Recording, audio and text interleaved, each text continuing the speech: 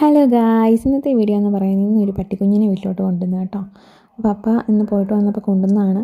അപ്പം അതിൻ്റെ ഇവിടെ ഭയങ്കര ബഹളമായിരുന്നു. ബഹളമെന്ന് വെച്ചിട്ടുണ്ടെങ്കിൽ ഇതിനെ കണ്ടതിന് സന്തോഷമായിരുന്നു. ഇത് താഴത്തെ വീട്ടിലെ പട്ടിയാട്ടോ, നമ്മൾ വളർത്തുന്നല്ല, അത് നമ്മുടെ പട്ടിയാട്ടോ.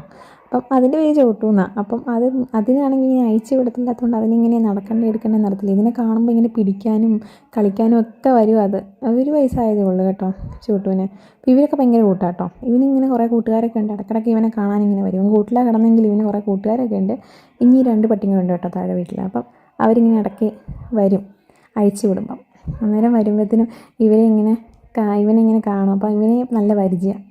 പിന്നെ ഈ പട്ടിക്കുഞ്ഞിനെ കണ്ടപ്പോൾ അവന് ഭയങ്കരമായിട്ട് ഇഷ്ടപ്പെട്ടു കേട്ടോ. ബ്ലാക്കിക്ക് കുറേ നേരം അവൻ്റെ അടുത്ത് ഇങ്ങനെ നടക്കുമായിരുന്നു. അവൻ എവിടെ പോയാലും വരുമായിരുന്നു.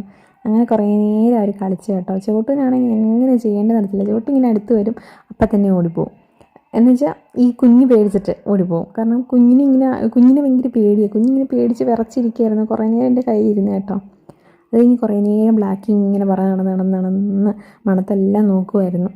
കുറേ നേരം. ബ്ലാക്കിക്കൊക്കെ ഭയങ്കര ഇഷ്ടമാണ് ഇങ്ങനെ കുഞ്ഞി പട്ടീനെ. അതുപോലെ ചോട്ടൂനും ഭയങ്കര ഇഷ്ടം കേട്ടോ. ചോട്ടൂന് കുഞ്ഞി പട്ടികളെ ഭയങ്കര ഇഷ്ടമാണ്. അതുപോലെ കുഞ്ഞി പിള്ളേരെ ആരെങ്കിലും കുഞ്ഞി പിള്ളേർ വന്നിട്ടുണ്ടെങ്കിൽ അവരെന്തെങ്കിലും കൊടുത്ത് ആ വഴി പോകുന്നതാണ് ചോട്ടു. കാരണം ഒരു തവണ ഇങ്ങനെ ഞാൻ നോക്കുമ്പം വീടിൻ്റെ വെളിയിൽ ചെറിയ പിള്ളേരുടെ സൗണ്ട് കേട്ടു. നോക്കിയപ്പോൾ ചോട്ടുവിന് ഐസ്ക്രീമും കൊടുത്തുകൊണ്ട് ചോട്ടു ഇങ്ങനെ കഴിച്ചുകൊണ്ടിരിക്കുക. അല്ലെങ്കിൽ വേറെ ആരെങ്കിലും വന്നാൽ അവൻ അപ്പം തന്നെ കുരയ്ക്കും.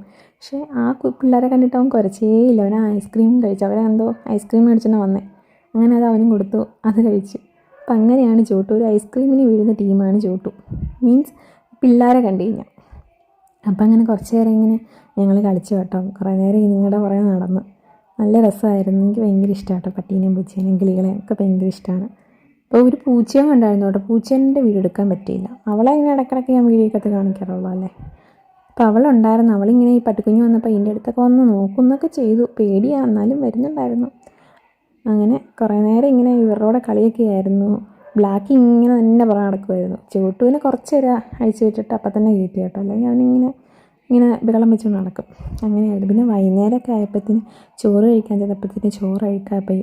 ഭയങ്കര ചൂടല്ലേ, പെട്ടെന്ന് അഴുക്കായി പോകും. പിന്നെ ഞങ്ങൾ വിചാരിച്ചു അട ഉണ്ടാക്കണം. അങ്ങനെ അമ്മ അടയൊക്കെ ചുട്ട് തന്നു കേട്ടോ. നല്ല അട.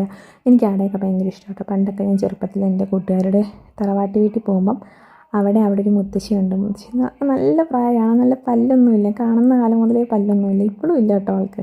അപ്പോൾ ആളിങ്ങനെ വലിയ വട്ടത്തിൽ അട ചുട്ട് തരും. നല്ല മുരിച്ച് അടുപ്പയിൽ. നല്ല രസമാണ് അത് കഴിക്കാൻ.